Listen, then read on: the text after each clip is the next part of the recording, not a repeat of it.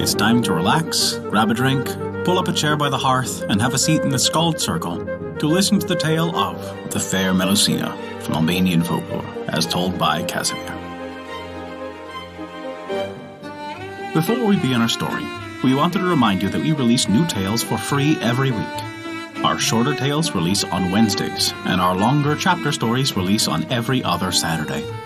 Find out where you can hear them on our website at thescaldcircle.com. And be certain to subscribe to us on Apple Podcasts, Google Podcasts, Podbean, Spotify, or whatever your favorite podcast app is. That way, you'll never miss out on one of our enchanting tales from around the world. And this is the tale of the Fair Melusina from Albanian Folklore, as told by Casimir. There was a king who ruled over Albania, and he was very sad, for his wife had died. He kept by himself and would not be comforted, but at last his courtiers coaxed him to go a-hunting, and so dearly did he love the chase that he forgot about his grief. Now one day in the woods he was thirsty, and drew near a spring to quench his thirst. And as he drew near he heard a sweet voice singing, and it was none other than the fairy Melusina. He was alone, and he sat long listening to her song. And that was how at first he came to know the fairy. She was so sweet and gentle that by and by he persuaded her to be his wife.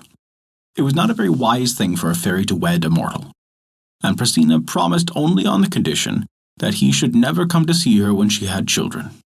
The king gladly promised, and meant to keep his word, but one day the king's son, by his former wife, came hastily to him, and told him that Melusina had given birth to 3 daughters. The king was overjoyed. He forgot his promise and flew to her chamber, where he found her bathing her 3 daughters. Melusina cried bitterly that he had broken his word, and he should see her no more. She took her 3 daughters and disappeared. Where did she go? Why, to the Lost Island. It was so called because it was only by chance that one ever found it, and even if one found it once, he might easily lose it and never find it again. Here she reared her children, and when they were grown, she took them every day to the top of a mountain, whence they could look down upon Albania. "My children," she would say, "you see that distant beautiful country. There your father lives. He is the king of the land, and there you might now be living happily if he had not broken his word to me, and I could no longer live with him, for I had warned him of this, and a fairy might not break her word." This went on year after year, and at last when they were 15 years old, Melusina, who was the first to be born, begged her mother to tell them what was the word their father gave, and how he came to break it. And when she heard the story, she was filled with wrath, and she laid a plot with her sisters for revenge upon their father. The 3 maidens said nothing to Melusina, but secretly set out for Albania. As they were half-fairies, they could use the fairy's charms, and this they did. They seized the king their father, and shut him up forever in the heart of a mountain. Then they went back in triumph, and told their mother what they had done.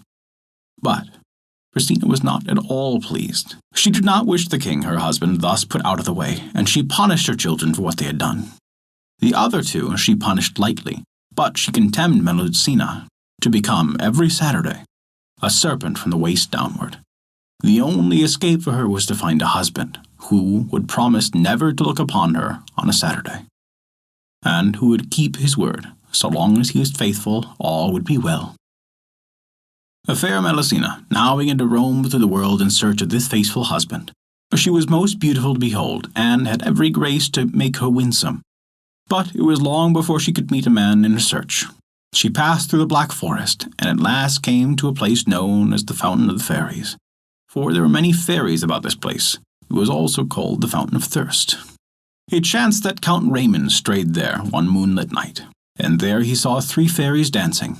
But the most beautiful of the 3 was Fair Melusina. She was so sweet and gentle that he fell madly in love with her, and begged her to marry him. The Fair Melusina knew that she had at last found a man whom she had been waiting for. Yes, she would marry him, but on one condition only. He must never look upon her on a Saturday. The Count Raymond solemnly promised he never would. All went well for a while. They were happy together, but the evil that the Fair Melusina had done lived on. For as each child was born to the world, it was crooked and ill to look upon. Yet this did not lessen Count Raymond's love for the Fair Melusina. All might still have gone well had not someone whispered to the Count that it would be wise for him to see what Melusina was doing on Saturday. It was a foolish Count, and he became more and more curious. And at last, one Saturday, he hid himself where he could see and not be seen. Thus he watched for Melusina in her chamber. Oh, pity of pities, he saw her. The fair Melusina, but from the waist down was a serpent, with silvery scales tipped with white. He covered his eyes, but it was too late. He was seized with horror, not so much at what he had seen, as perhaps the thought of how he had broken his faith. Perhaps he might yet have kept silence, but a great evil fell upon him. One of his sons had cruelly killed a brother, and Count Raymond was beside himself with grief. Suddenly he thought how all his children had been born crooked, and how it must have been because of some wicked thing the mother had done.